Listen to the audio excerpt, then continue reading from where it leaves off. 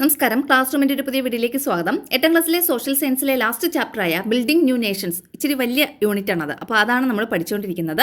അതിൽ കഴിഞ്ഞ ക്ലാസ്സിൽ നമ്മൾ ഒക്ടോബർ റവല്യൂഷൻ അല്ലെങ്കിൽ ഒക്ടോബർ വിപ്ലവം വരെയുള്ള പോർഷൻസ് ആണ് നോക്കിയിരുന്നത്.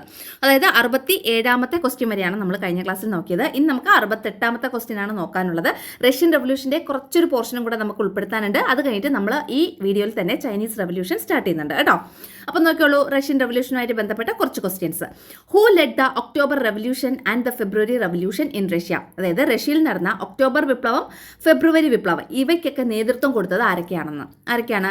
The February revolution was led by Alexander Kerensky, the leader of Menshevik party.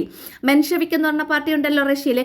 ഈ മെൻഷെവിക് പാർട്ടിയുടെ ലീഡറായിരുന്ന അലക്സാണ്ടർ കെരൻസ്കി ആണ് ഫെബ്രുവരി റവല്യൂഷന് നേതൃത്വം കൊടുത്തത്. October revolution was led by ആരാണ്? ഒക്ടോബർ റവല്യൂഷൻ ലെഡ് ചെയ്തത് അല്ലെങ്കിൽ നയിച്ചത് ലെനിൻ. അദ്ദേഹം ഏത് പാർട്ടിയുടെ നേതാവായിരുന്നു? A leader of the Bolshevik party.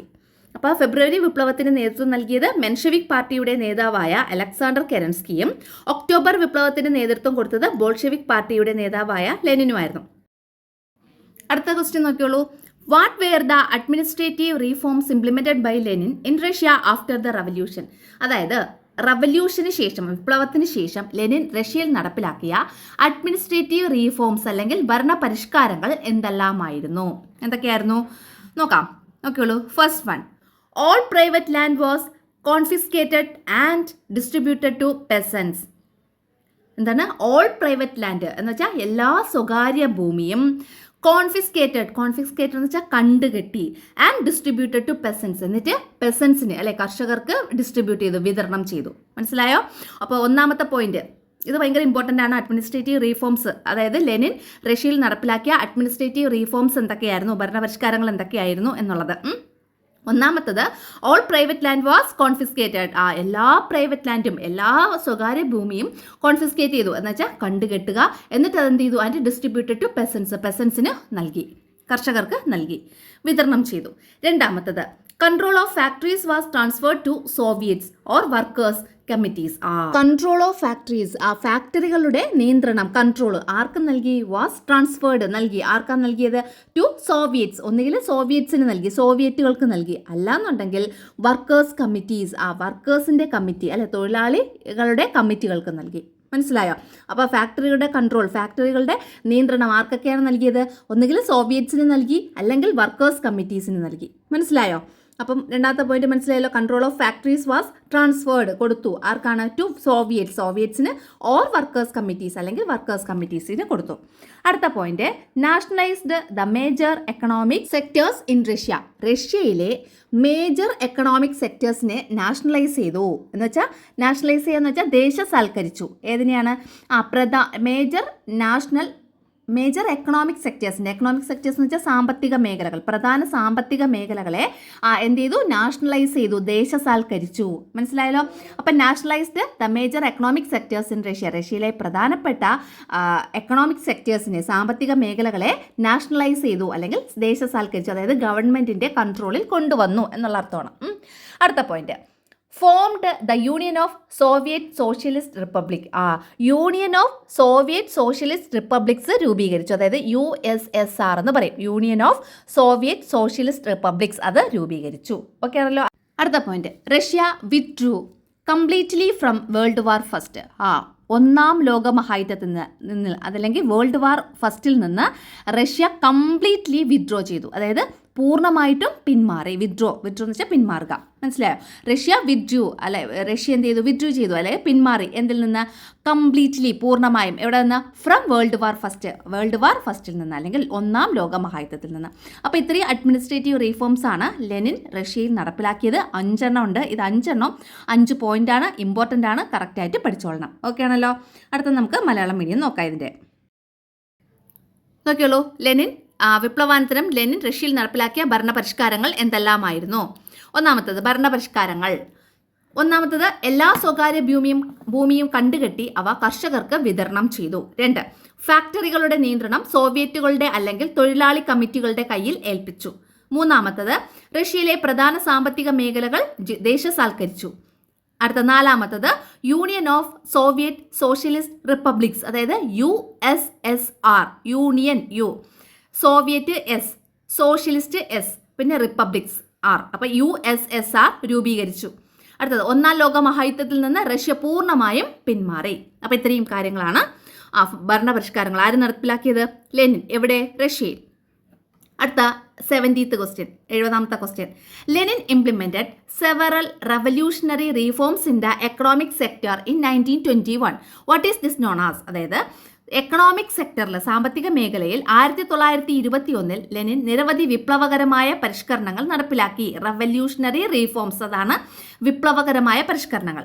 ഇത് ഏതു പേരിലാണ് അറിയപ്പെടുന്നത്? ഏത് പേരിലാണ് ഇത് അറിയപ്പെടുന്നത്? The New economic policy. Important ആണ് കേട്ടോ. ദ ന്യൂ എക്കണോമിക് പോളിസി, പുത്തൻ സാമ്പത്തിക നയം എന്നാണ് ഇത് അറിയപ്പെടുന്നത്. അടുത്ത 71ാമത്തെ ക്വസ്റ്റ്യൻ ആണേ. ഇവിടെ നമ്മൾ 3 ക്വസ്റ്റ്യൻസ് തന്നിട്ടുണ്ട്. ഈ 3 ക്വസ്റ്റ്യൻസ് ചോദിച്ചാലും നമുക്ക് ഈ താഴെ പറഞ്ഞിട്ടുള്ള ആ ഒരൊറ്റ ആൻസർ എഴുതിയാൽ മതി. ഏതൊക്കെയാണ് ആ 3 ക്വസ്റ്റ്യൻസ് എന്ന് നോക്കാം. 1ാമത്തെ question, explain the circumstances that led to the formation of Union of Soviet Socialist Republics. അതൊരു ക്വസ്റ്റ്യൻ. അതായത് Union of Soviet Socialist Republics എന്ന രാഷ്ട്രത്തിന്റെ രൂപീകരണത്തിനിടയാക്കിയ സാഹചര്യങ്ങൾ വിശദീകരിക്കുക. അതൊന്നാമത്തെ ക്വസ്റ്റ്യൻ. അല്ലാന്നുണ്ടെങ്കിൽ ഇതേപോലെ ചോദിക്കാം, prepare a note on the economic reforms carried out in the USSR by Lenin. അതായത് ലെനിൻ USSRൽ നടപ്പിലാക്കിയ സാമ്പത്തിക പരിഷ്കരണങ്ങളെക്കുറിച്ച് ഒരു കുറിപ്പ് തയ്യാറാക്കുക. ഇങ്ങനെ ചോദിക്കാം. അല്ലാന്നുണ്ടെങ്കിൽ അടുത്ത question, what is the New economic policy? പുതിയ സാമ്പത്തിക നയം എന്താണ്? What are it's features? അതിൻ്റെ ഫീച്ചേഴ്സ് അല്ലെങ്കിൽ സവിശേഷതകൾ എന്തെല്ലാമാണ്? What was it's result? അതിൻ്റെ ഫലം എന്തായിരുന്നു? ഇങ്ങനെ ഒരു ക്വസ്റ്റ്യനും ചോദിക്കാം. അങ്ങനെ ഈ 3 ക്വസ്റ്റ്യൻ ചോദിച്ചാലും നമുക്ക് ഈ താഴെ പറഞ്ഞിട്ടുള്ള ആൻസർ എഴുതിയാൽ മതി. മനസ്സിലായോ? ന്യൂ എക്കണോമിക് പോളിസിയുടെ ബ്രാക്കറ്റിൽ NEP എന്ന് എഴുതിയിട്ടുണ്ട്. അതതിൻ്റെ ഷോർട്ട് ഫോം ആണ്. നിങ്ങൾക്ക് അറിയായിരിക്കും, എന്നാലും അറിഞ്ഞൂടാത്ത ആരെങ്കിലും ഉണ്ടെങ്കിലോ എന്ന് കരുതി ജസ്റ്റ് ഒന്ന് പറഞ്ഞതേ ഉള്ളൂ. നോക്കിയോളൂ. First point, Lenin implemented several revolutionary reforms in the economic sector in 1921. 1921 Lenin implemented, Lenin എന്ത് ചെയ്തു? നടപ്പിലാക്കി. എന്ത് നടപ്പിലാക്കി? Several revolutionary reforms. സെവറൽ നിരവധി, റവല്യൂഷണറി വിപ്ലവകരമായ, റീഫോംസ് പരിഷ്കരണങ്ങൾ നടപ്പിലാക്കി. എവിടെയാണ്? In the economic sector. Economic സെക്ടറിൽ അല്ലേ? അതായത് സാമ്പത്തിക മേഖലയിൽ. ഏത് വർഷമാണ്? ഇൻ 1921, 1921. മനസ്സിലായോ? അപ്പോൾ Lenin implemented several revolutionary reforms in the economic sector in 1921. 1921 Lenin വിപ്ലവകരമായ നിരവധി പരിഷ്കരണങ്ങൾ നടപ്പിലാക്കി. അടുത്ത point, these economic reforms are known as new economic policy. ഈ സാമ്പത്തിക പരിഷ്കരണങ്ങൾ അല്ലെങ്കിൽ എക്കണോമിക് റീഫോംസ് ആണ് എന്തെന്നറിയപ്പെടുന്നത്? ന്യൂ എക്കണോമിക് പോളിസി അല്ലെങ്കിൽ പുത്തൻ സാമ്പത്തിക നയം എന്ന് അറിയപ്പെടുന്നത്. ഇത് നോക്ക്, ഇത് രണ്ടും റെഡ് കളറിലാണ് കൊടുത്തിട്ടുള്ളത്. അപ്പോൾ ഇവിടെ ഈ ലാസ്റ്റ് ക്വസ്റ്റ്യനിൽ what is new economic policy എന്ന് പറഞ്ഞ് റെഡ് കളറിൽ ക്വസ്റ്റ്യൻ ഇല്ലേ, അതിൻ്റെ ആൻസറാണ് ഈ 2 എണ്ണം കേട്ടോ. ഈ 2 പോയിന്റ്, അതായത് ഈ റെഡ് കളറിൽ കൊടുത്തിട്ടുള്ള 2 പോയിന്റ്. മനസ്സിലായല്ലോ? ഇനി അടുത്തത്, മറ്റേതൊക്കെ ചോദിച്ചു കഴിഞ്ഞാൽ നമ്മൾ ഈ എല്ലാം എഴുതണം. ഇതിൻ്റെ അകത്ത് ഞാൻ ഈ ലാസ്റ്റ് ക്വസ്റ്റ്യൻ ഇങ്ങനെ ഡിവൈഡ് ചെയ്ത് കൊടുത്തിട്ടുള്ളതാണ്, കളർ മാറ്റി ക്വസ്റ്റ്യൻ്റെ ആൻസറിൻ്റെ. നോക്കിയാലോ, വാട്ട് ആർ ഇറ്റ്സ് ഫീച്ചേഴ്സ്? ഇതിൻ്റെ ഫീച്ചേഴ്സ് എന്തൊക്കെയാണ്? ഇതിൻ്റെ സവിശേഷതകൾ എന്തൊക്കെയാണ്? അതായത് ഈ ന്യൂ എക്കണോമിക് പോളിസിയുടെ സവിശേഷതകൾ എന്തൊക്കെയായിരുന്നു? അതാണ് അടുത്ത ക്വസ്റ്റ്യൻ. നോക്കിയോളൂ. The New economic Policy was partial return to private trade, agriculture and private investment. അതായത് പ്രൈവറ്റ് ട്രേഡ് എന്ന് വെച്ചാൽ എന്താണ്? പ്രൈവറ്റ് ട്രേഡ് എന്ന് വെച്ചാൽ സ്വകാര്യ വാണിജ്യം, അഗ്രികൾച്ചർ കൃഷി, അതുപോലെ ആൻഡ് പ്രൈവറ്റ് ഇൻവെസ്റ്റ്മെൻറ്റ് അതായത് സ്വകാര്യ മുതൽ മുടക്ക്, ഇതിലേക്കൊക്കെ ഉള്ള ഒരു പാർഷ്യൽ റിട്ടേൺ, ഭാഗികമായ റിട്ടേൺ, തിരിച്ചു പോക്കായിരുന്നു ഈ പുത്തൻ സാമ്പത്തിക നയം എന്ന് പറയുന്നത്. മനസ്സിലായോ? The New economic Policy was new economic policy എന്ന് പറയുന്നത് എന്താണ്? ഒരു പാർഷ്യൽ റിട്ടേൺ ആണ്, ഭാഗികമായ ഒരു തിരിച്ചുപോക്ക് അല്ലേ? പാർഷ്യൽ ആയിട്ടുള്ള റിട്ടേൺ, ഭാഗികമായ തിരിച്ചുപോക്ക്. എങ്ങോട്ട്? ടു പ്രൈവറ്റ് ട്രേഡ്, പ്രൈവറ്റ് ട്രേഡിലോട്ട്, അതായത് സ്വകാര്യ വാണിജ്യത്തിലോട്ട്, പിന്നെ അഗ്രികൾച്ചർ കൃഷിയിലേക്ക്, ആൻഡ് പ്രൈവറ്റ് ഇൻവെസ്റ്റ്മെൻറ്റ് സ്വകാര്യ മുതൽ മുടക്ക്. അപ്പം ഈ പറയുന്ന കാര്യങ്ങളിലേക്ക്, പ്രൈവറ്റ് ട്രേഡിലേക്കും അഗ്രികൾച്ചറിലേക്കും പ്രൈവറ്റ് ഇൻവെസ്റ്റ്മെൻറ്റിലേക്കുള്ള ഒരു പാർഷ്യൽ റിട്ടേൺ ആയിരുന്നു ഈ ന്യൂ എക്കണോമിക് പോളിസി എന്ന് പറയുന്നത്. അപ്പോൾ അതിൻ്റെ ഒരു ഒന്നാമത്തെ ഫീച്ചറായി. രണ്ടാമത്തത്, large industries were combined with trust. Large industries ഉണ്ടല്ലോ, വലിയ വലിയ വ്യവസായങ്ങളെ കമ്പൈൻ ചെയ്തു. ഏതുമായിട്ട് കമ്പൈൻ ചെയ്തു? ട്രസ്റ്റുകളുമായി സംയോജിപ്പിച്ചു. അതാണ് പറഞ്ഞിട്ടുള്ളത്. അപ്പോൾ large industries were combined with trust, വലിയ വലിയ വ്യവസായങ്ങളെ ട്രസ്റ്റുകളുമായി കമ്പൈൻ ചെയ്തു. അടുത്ത feature, the government encouraged the cooperative sector. ആ കോപ്പറേറ്റീവ് സെക്ടറിനെ അല്ലെങ്കിൽ സഹകരണ മേഖലയ്ക്ക് ഗവൺമെന്റ് എന്ത് നൽകി? എൻകറേജ് നൽകി, പ്രോത്സാഹനം നൽകി. അടുത്ത point, there was strict government control to prevent the revival of capitalism. മുതലാളിത്തത്തിന്റെ പുനരുജ്ജീവനം, റിവൈവൽ ഓഫ് ക്യാപിറ്റലിസം അല്ലേ? ക്യാപിറ്റലിസം എന്ന് പറയുമ്പോൾ മുതലാളിത്തത്തിന്റെ റിവൈവൽ, അതിന്റെ പുനരുജ്ജീവനം ഉണ്ടാകാതിരിക്കുക, അതിനെ തടയുന്നതിന് വേണ്ടിയിട്ട് സ്ട്രിക്റ്റ് ഗവൺമെന്റ് കൺട്രോൾ ഉണ്ടായിരുന്നു. ദർ വാസ് എ സ്ട്രിക്റ്റ് ആയിട്ടുള്ള, കർശനമായിട്ടുള്ള ഗവൺമെന്റിന്റെ നിയന്ത്രണം ഉണ്ടായിരുന്നു, ഗവൺമെന്റിന്റെ കൺട്രോൾ ഉണ്ടായിരുന്നു. എന്തിനുള്ളത്?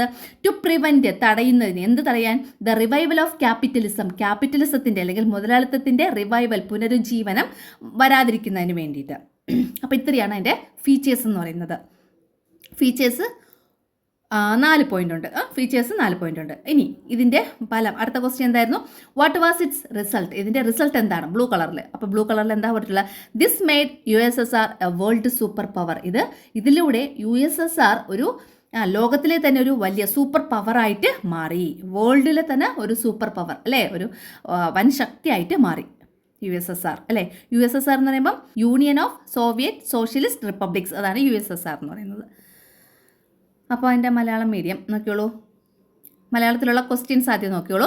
Union of Soviet Socialist Republics എന്ന രാഷ്ട്രത്തിൻ്റെ രൂപീകരണത്തിനിടയാക്കിയ സാഹചര്യങ്ങൾ വിശദീകരിക്കുക. ഇങ്ങനൊരു ക്വസ്റ്റ്യൻ ചോദിക്കാം. അല്ലാന്നുണ്ടെങ്കിൽ ലെനിൻ USSRൽ നടത്തിയ സാമ്പത്തിക പരിഷ്കരണങ്ങളെക്കുറിച്ച് ഒരു കുറിപ്പ് തയ്യാറാക്കുക.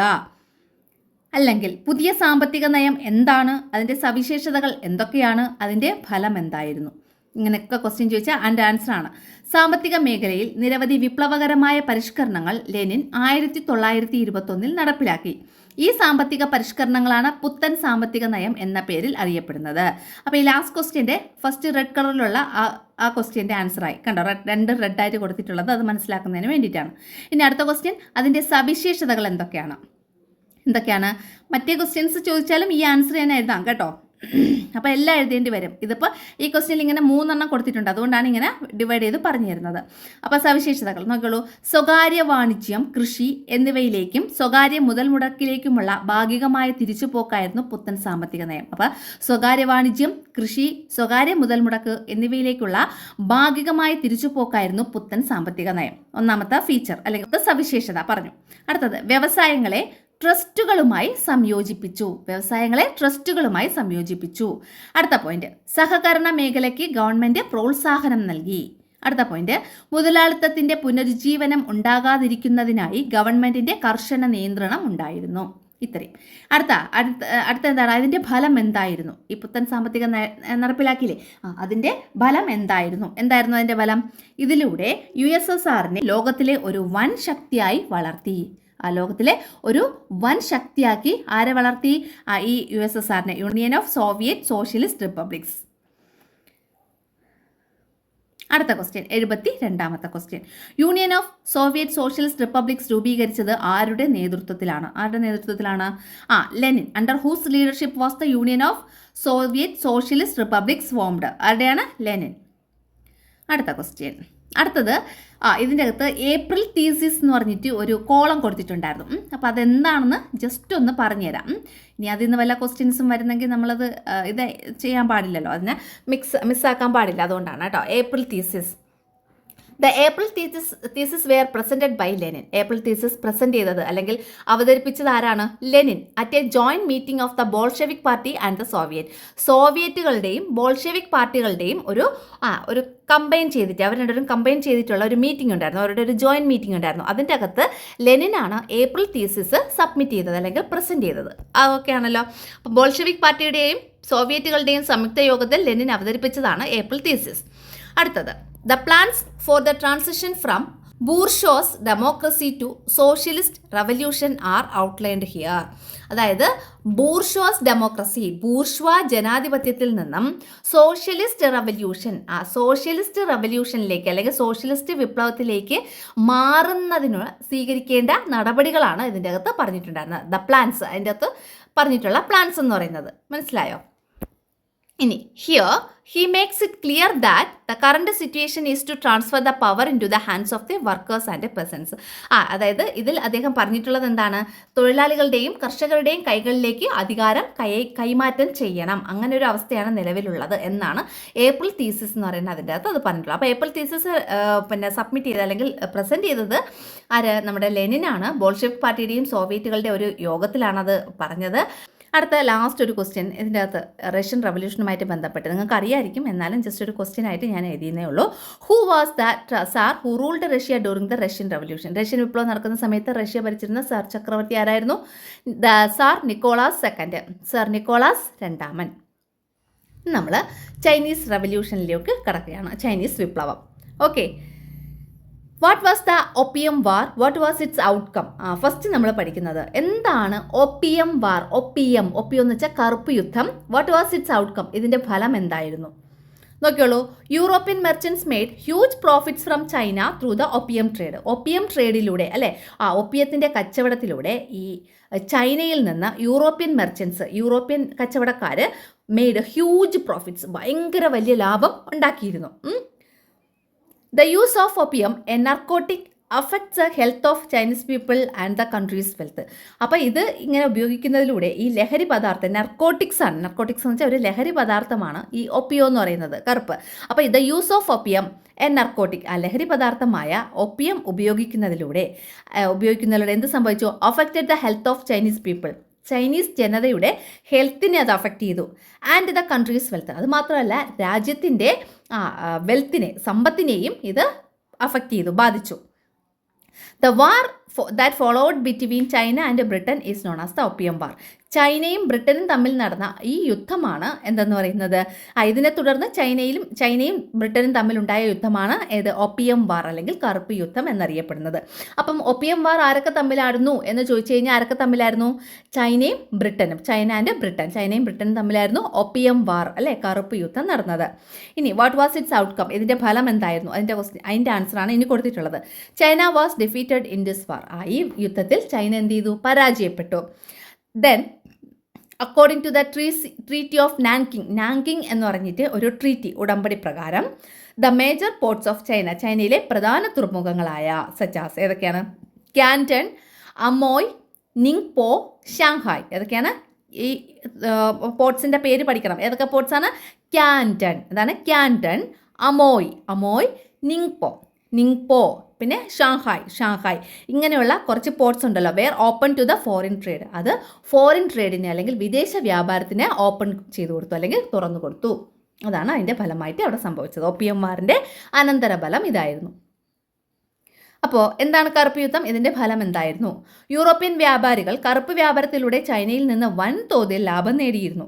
ലഹരി പദാർത്ഥമായ കറുപ്പിൻ്റെ ഉപയോഗം ചൈനയിലെ ജനതയുടെ ആരോഗ്യത്തെയും രാജ്യത്തിൻ്റെ സമ്പത്തിനെയും ബാധിച്ചു.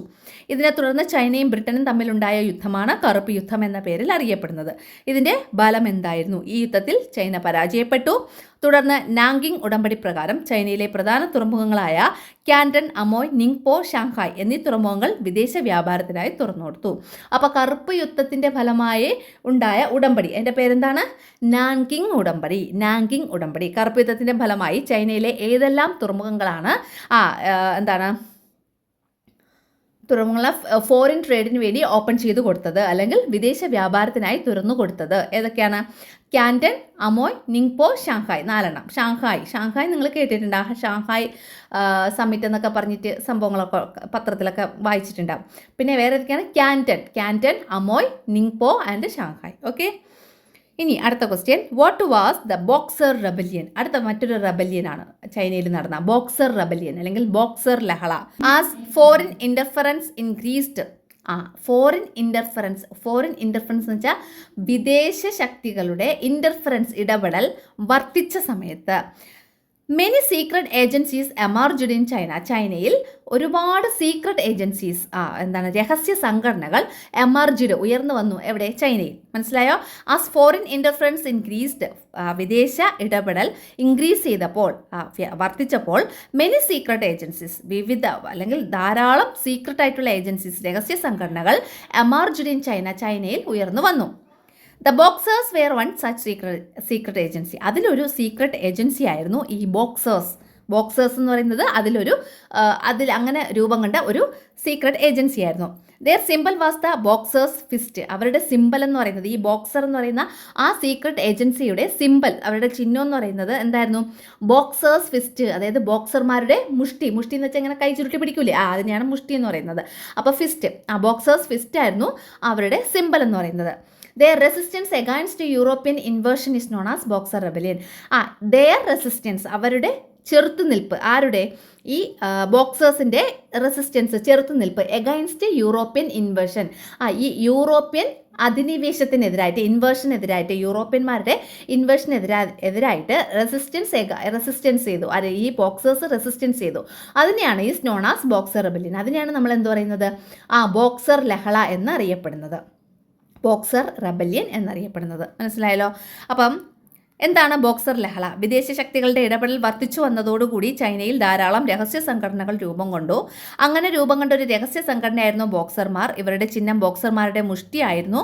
യൂറോപ്യൻ അധിനിവേശത്തിനെതിരെ ഇവർ നടത്തിയ ചെറുത്തുനിൽപ്പാണ് ബോക്സർ ലഹള എന്നറിയപ്പെടുന്നത്. അടുത്ത 76ാമത്തെ question, what were the consequences of the Boxer Rebellion? What were the reforms by the emperor in China after the Boxer Rebellion? 2 questions ഉണ്ട്, രണ്ടിനും ഒരൊറ്റ ആൻസർ. അതായത് ബോക്സർ ലഹളയുടെ അനന്തരഫലം എന്തായിരുന്നു? വാട്ട് വെയർ ദ കോൺസിക്വൻസസ്, അനന്തരഫലം ഏതിൻ്റെ? ബോക്സർ റെബല്യൻ്റെ അനന്തരഫലം എന്തായിരുന്നു? അതൊന്നാമത്തെ ക്വസ്റ്റ്യൻ. രണ്ടാമത്തെ question, what were the reforms implemented by the emperor in China after the Boxer Rebellion? Boxer റെബല്യന് ശേഷം, ബോക്സർ ലഹളയ്ക്ക് ശേഷം എംപറർ ഇൻ ചൈന, ചൈനയിലെ എംപറർ ചക്രവർത്തി ഇംപ്ലിമെന്റ് ചെയ്ത, നടപ്പിലാക്കിയ റീഫോംസ്, പരിഷ്കാരങ്ങൾ എന്തൊക്കെയായിരുന്നു? 2 അദ്ദേഹം ഏർപ്പെടുത്തിയത്. എന്തൊക്കെയാണ്? ഒന്നാമത്തത്, western education was implemented in China. ചൈനയിൽ വെസ്റ്റേൺ എഡ്യൂക്കേഷൻ, പാശ്ചാത്യ വിദ്യാഭ്യാസം നടപ്പിലാക്കി. അതായത് ഇംഗ്ലീഷ് പോലെയുള്ള ലാംഗ്വേജ് ഒക്കെ പഠിക്കുന്നതാണ്. അപ്പോൾ western education was implemented in China. ചൈനയിൽ വെസ്റ്റേൺ എഡ്യൂക്കേഷൻ ഇംപ്ലിമെന്റ് ചെയ്തു, ഒന്നാമത്തത്. രണ്ടാമത്തത്, a commission was appointed to study the political systems of European countries. European രാജ്യങ്ങളിലെ, യൂറോപ്യൻ കൺട്രീസിലെ പൊളിറ്റിക്കൽ സിസ്റ്റംസ്, രാഷ്ട്രീയ വ്യവസ്ഥിതികളെയൊക്കെ കുറിച്ച് സ്റ്റഡി ചെയ്യാൻ, പഠിക്കുന്നതിനായിട്ട് ഒരു കമ്മീഷനെ അപ്പോയിൻറ്റ് ചെയ്തു, ഒരു കമ്മീഷനെ നിയമിച്ചു.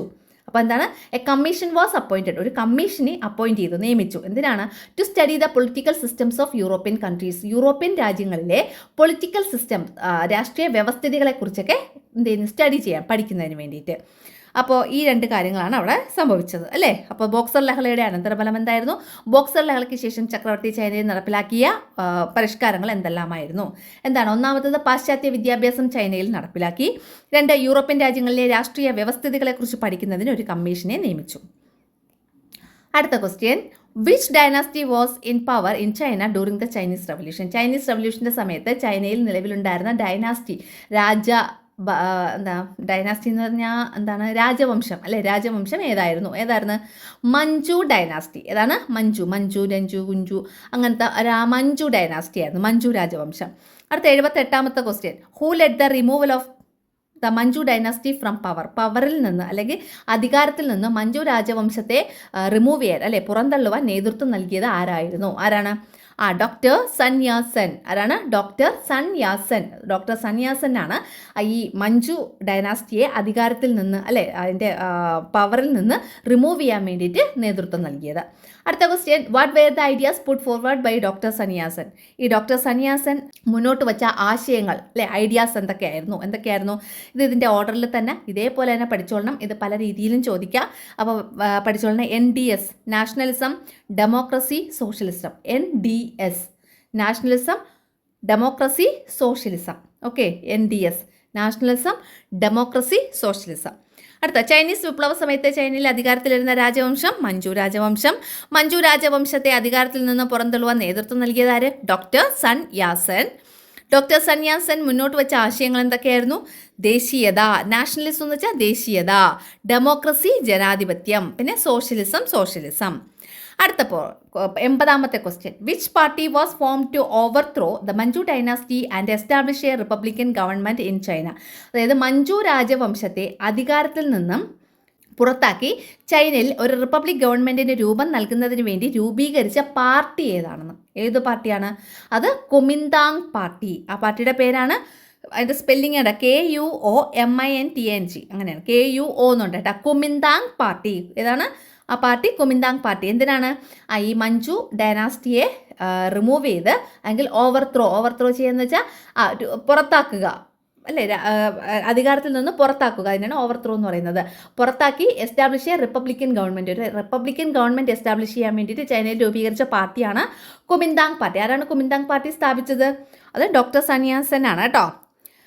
അടുത്തത്, what was the result of the revolution in China in 1911? അതായത് 1911 ചൈനയിൽ നടന്ന വിപ്ലവത്തിൻ്റെ ഫലം എന്തായിരുന്നു? എന്ത് ഫലമാണ്?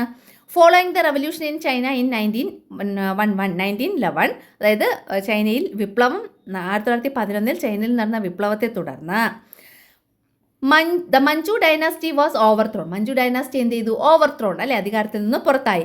And A republican government was establish. എന്നിട്ട് ഒരു റിപ്പബ്ലിക്കൻ ഗവൺമെൻറ് നടപ്പിലാക്കി അല്ലെങ്കിൽ നിലവിൽ വന്നു, എസ്റ്റാബ്ലിഷ് ചെയ്തു. Under the leadership of doctor Sun Yatsen. ഈ ഡോക്ടർ സന്യാസൻ്റെ നേതൃത്വത്തിൽ വേറൊരു റിപ്പബ്ലിക്കൻ ഗവൺമെൻറ് നിലവിൽ വന്നു. അപ്പോൾ 1911 ചൈനയിൽ നടന്ന വിപ്ലവത്തിൻ്റെ ഫലം എന്തായിരുന്നു? 1911 ചൈനയിൽ നടന്ന വിപ്ലവത്തെ തുടർന്ന് മഞ്ജു രാജവംശത്തെ അധികാരത്തിൽ നിന്ന് പുറത്താക്കുകയും ഡോക്ടർ സന്യാസൻ്റെ നേതൃത്വത്തിൽ ഒരു റിപ്പബ്ലിക്കൻ ഗവൺമെൻറ്റിന് രൂപം നൽകുകയും ചെയ്തു. അപ്പോൾ ഇത്രയാണ് നമ്മൾ ഇന്നത്തെ ക്ലാസ്സിൽ ഉൾപ്പെടുത്തിയിട്ടുള്ളത്. ചൈനീസ് റവല്യൂഷൻ്റെ കുറച്ച് ഭാഗങ്ങളുണ്ട്, പിന്നെ അതിന് വിട്ടുപോയ കുറച്ച് ക്വസ്റ്റ്യൻസൊക്കെ ഉൾപ്പെടുത്തി അടുത്ത ക്ലാസ്സും കൂടെ ആകുമ്പോൾ നമുക്ക് ഈ ഒരു ചാപ്റ്റർ കംപ്ലീറ്റ് ആവും. അപ്പോൾ നാളെ കൊണ്ട് നമ്മൾ ഈ ചാപ്റ്റർ കംപ്ലീറ്റ് ആവും കേട്ടോ. തിങ്കളാഴ്ച മുതൽ നമുക്ക് റിവിഷൻ സ്റ്റാർട്ട് ചെയ്യാം.